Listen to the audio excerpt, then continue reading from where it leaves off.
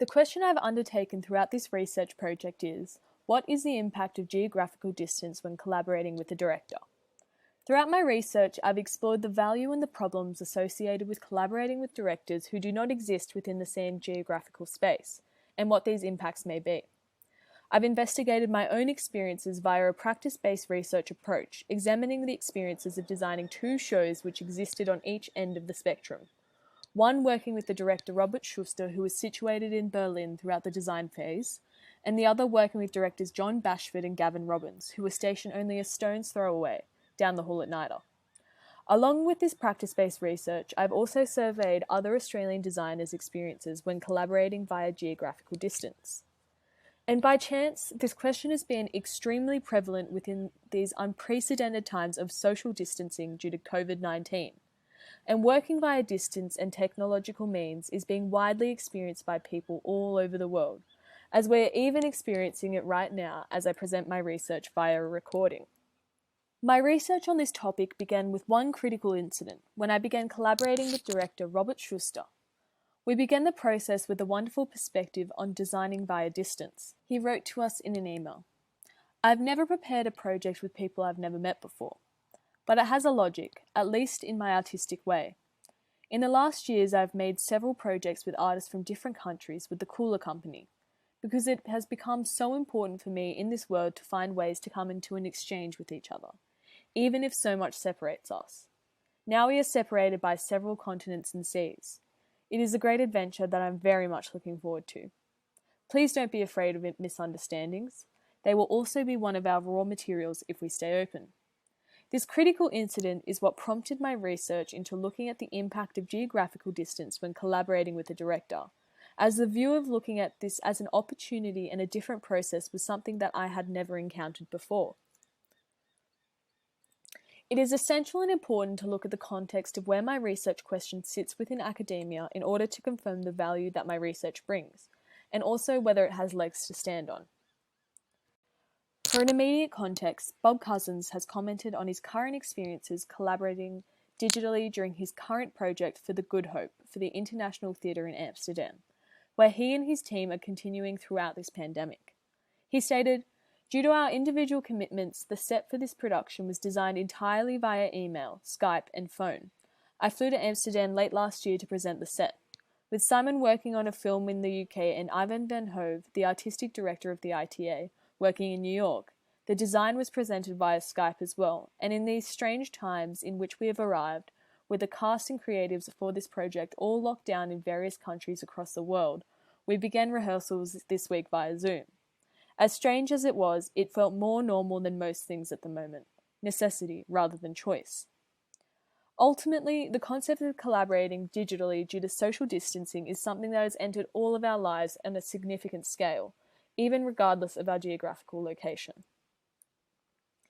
I have looked at four main areas of research which is prevalent to my question within the context of theatrical performance. These are looking at collaboration between a director and a designer of live performance, looking at research regarding digital communication means, looking at the value of embodied communication and body language, and also looking at the value of diversity in collaboration and different processes. The collaborative relationship between a designer and a director for live performance has been widely studied within academia, and its significance and importance has been noted.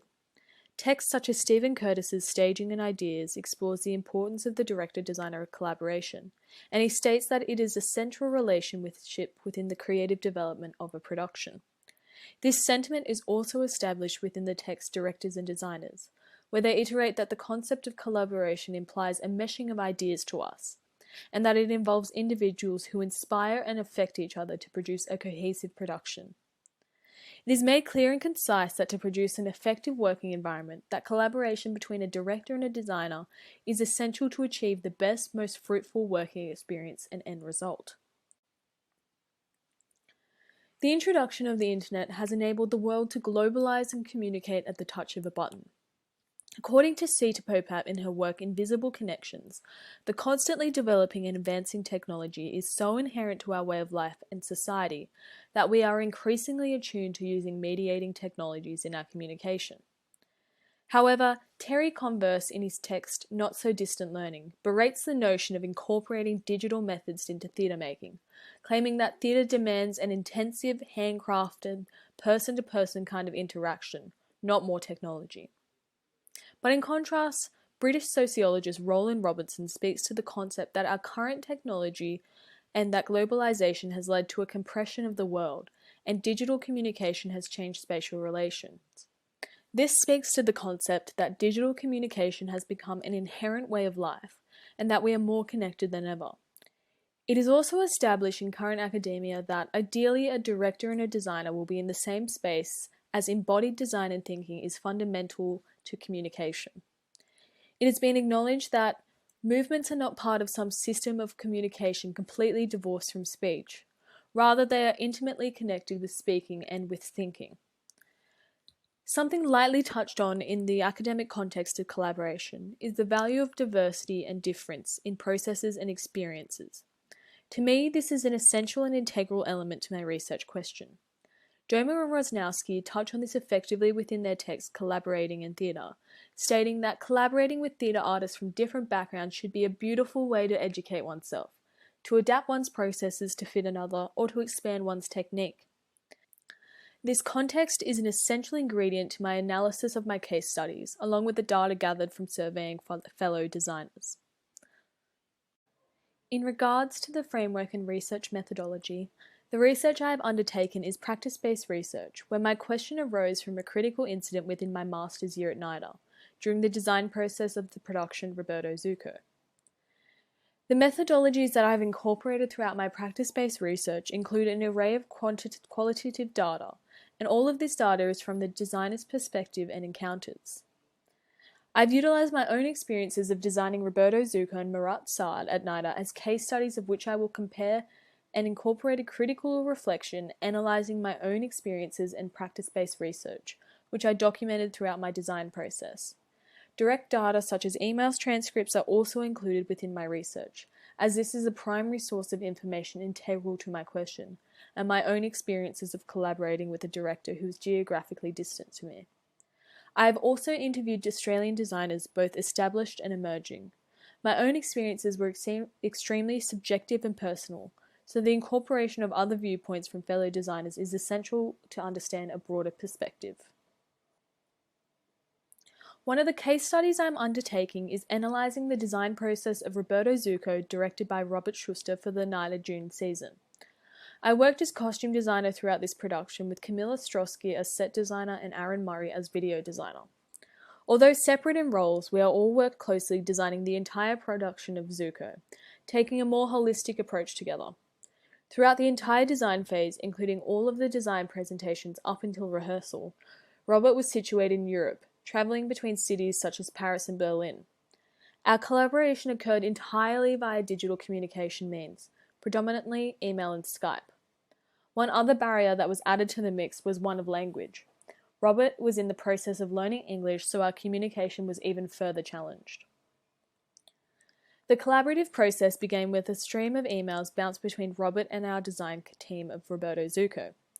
On reflection, the beginning of the designing Roberto Zucco was a difficult process, as we not only encountered the new territory of collaborating via distance, but also the difficult task of language barriers. Initially, we received emails working out technical issues such as, "I'm sorry, in the last email I forgot your address," along with emails with long delays in between. "I'm sorry I haven't been able to get back to you in so long," and "Thank you very much for your work. Please don't be angry with me as I have a lot to do right now, so I don't get to answer you right away." These delays between emails were a constant battle, slowing the process of playing and exploring down, and unfortunately leaving us with limited time. I found throughout this process that the lack of time to play was an inherent issue when collaborating via distance. One interesting finding throughout the design process of Roberto Zucco was the value of 3D visualizations of the model, created by lighting and video designer Aaron Murray. The value of these 3D designs were made apparent throughout our collaboration with Robert, as he was unable to tangibly interact with the scale model, and therefore he always viewed it in 2D via the screen. Along with this, the 3D model was able to represent the complex movements of the set, as it rotated with LED screens flying in and out. This was something very difficult to demonstrate by the scale model. Throughout this process, I don't believe the scale model would have been adequate enough or translated as well as or as effectively, as you lose the experience of viewing it in a tactile manner. However, something inherently noticeable about working via distance was constantly arranging your ideas and sifting through them to make them digestible, organized, and refined. This was made clear with my weekly packages that I emailed to Robert, constantly refining each idea, explaining them, and discarding any ideas that didn't hold any weight. This meant that I did not oversaturate myself with too many unsold, half-investigated ideas that I often can find be quite overwhelming and confusing. This process made me clearer in my own ideas as I was explaining them to Robert, as clearly and concisely as possible. Another positive aspect of this process is that every idea is clearly documented and nothing gets lost. A phrase that was constantly repeated by Robert was, "How can you make something different when the process is the same?" And this is one of the biggest takeaways from the experience. Working on Roberto Zucco and collaborating with a director who views every way of working as a new and different process to reach a unique outcome is a perspective that I will hold with me throughout my career. This sentiment is reiterated by Stephen Curtis's Staging and Ideas, where he states, "There is no definitive rules about how this process should work, and every time we do it differently." Immediately after the show had closed, I wrote a reflection based on my own experiences working with Robert Schuster. Working with Robert Schuster and Roberto Zucco was a valuable experience that has opened my eyes to the many possibilities of theatre making. Although the show was inevitably divisive for audiences, I enjoyed the experimental risk-taking nature and felt proud of what we had achieved. Something that was made very clear to me throughout this process was that the experience I gained from working with an individual from a different background and culture, meaning that I had the opportunity to learn new insights and ways of working that was different from my own, especially a different process that was taught at NIDA. In comparison to Roberto Zucco, I'm looking at the design process of Marat Sard, a show that I designed for the October season at NIDA. I had the opportunity to collaborate with directors John Bashford and Gavin Robbins, who were within my immediate geographic space. I documented the processes and meetings with Gavin and John, reflecting on the encounters after every meeting and documenting throughout the process. Throughout this analysis, I'm highlighting the valuable elements of collaboration that I did not experience when designing via distance. One thought-provoking element of collaborating directly with John and Gavin was how important the scale model was to them and our process. The scale model is a great communication device. It allows you to see your idea exactly and see if it works. I reflected on my experience of playing with the sketch model immediately after one of my meetings with John and Gavin. I stated, "During our meetings, we explored the model at length, looking at how we can manipulate the space and metal framework structures. John and Gavin played with the model pieces and were very involved in handling it. However, I need to take photos of the model at audience height, as each director keeps looking at it from above, which will never be seen by the audience." The aspect of play was inherent to these meetings, as we tried many combinations discussing all of the key moments within the production. Unfortunately, this experience of play was not something explored when working via distance with Robert Schuster, and the first time he saw one of the models of the set during our cast presentation, he looked at it with surprise, picking it up and viewing it from many angles, having revelations about the set design. An experience I encountered was the value of reading body language when talking through ideas and play when just beginning the design process. A valuable moment was one of our first meetings where I bought a stack of reference images and laid them on the floor in front of John. I laid the 8 images of references on the floor and John immediately grabbed one, speaking in an excited tone, and pinned it to his office wall. This one action made me realize which design direction and language was interesting for the directors, all through the action of John grabbing the single image. This has highlighted to me the value in printing images, putting them up into the physical form where they can be interacted in a tactile manner. Again, unfortunately, this embodied information is considerably harder to gain when interacting online, as the digital mediums do not allow for body language to be read so easily. Along with analysing my own experiences, I have interviewed a total of 6 designers, 3 of which were established and 3 of which were emerging. There's been varied responses of how each designer likes to work in relation to collaborating via distance. However, there is one common denominator. Each designer has worked in some form via distance and intends to or does work internationally. This highlights the prevailing fact that working via distance is a key facet of the designer's process. Throughout this interview process, I ask questions such as, is it important for you to be in the same space as the director when meeting? Would you design a show entirely via digital communication with the director? Or do you see any benefits to collaborating with a director who's geographically distanced to you? I was interested in learning the designer's perspective on collaborating both by distance and digitally, and if this was a common occurrence. I was also interested to learn if they view these experiences and processes positively or negatively. Each answer was different from every designer, all ranging from both looking at designing via distance as a hindrance or an essential way of working. Designing digitally is a factor in each designer's process, however to varying degrees. Designer Bob Cousins explored the value he finds when designing via the 3D model, when collaborating via distance. He stated, in part by a wish to reduce the volume of materials consumed by the design process, I've begun looking at ways of relying less and less on the model box and more on drawings, renders, and 3D models. However, this is contrasted with Sydney-based designer Charlie Davis, who values the traditional scale model. I still find the process of designing and playing with a model with a director invaluable. For no pay, no way, Seri Gillies and I literally sat together and cut up pieces of cardboard to nut out the shape and space that would work for us. We created about 12 models in the process. For Charlie, the value in tactile designing and sharing with the director in the same space is integral to his process.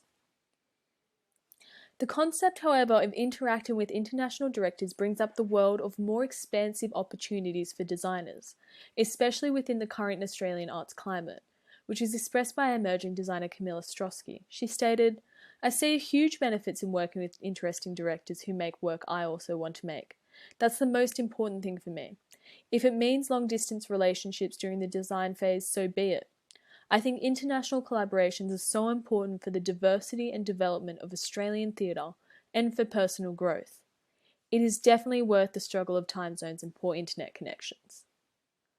However, one of the key pitfalls that is repeatedly experienced is the loss of play due to the nature of collaborating in a different space, making time an issue.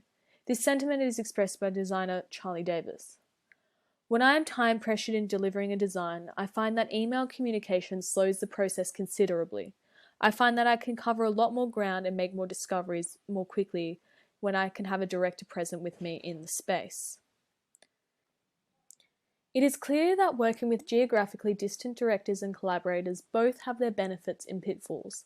One benefit that is a recurring theme from interviewing designers is that designing via distance means that clarity of language is essential, which is expressed by Charlie Davis.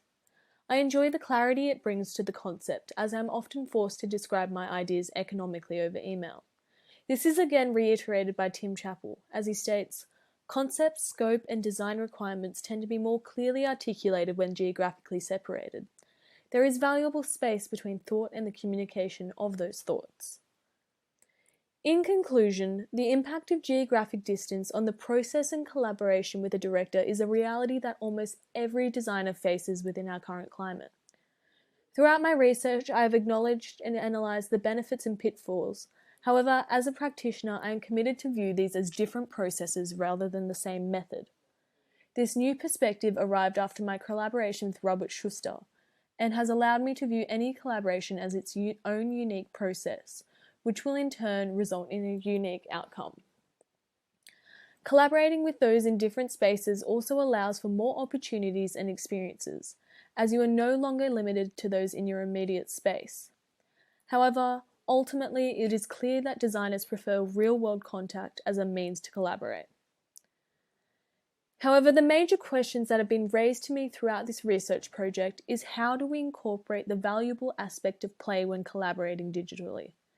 It is clear that this element is one of the significant pitfalls of designing via distance. Along with this, another element that is lost when designing via distance is embodied communication between collaborators. What do we lose with body language through digital means? But my final question is, will future advancing technology eliminate these problems? Perhaps this current crisis of COVID-19, which has led us all to working via distance, will mean a push for more effective communication technology. Thank you.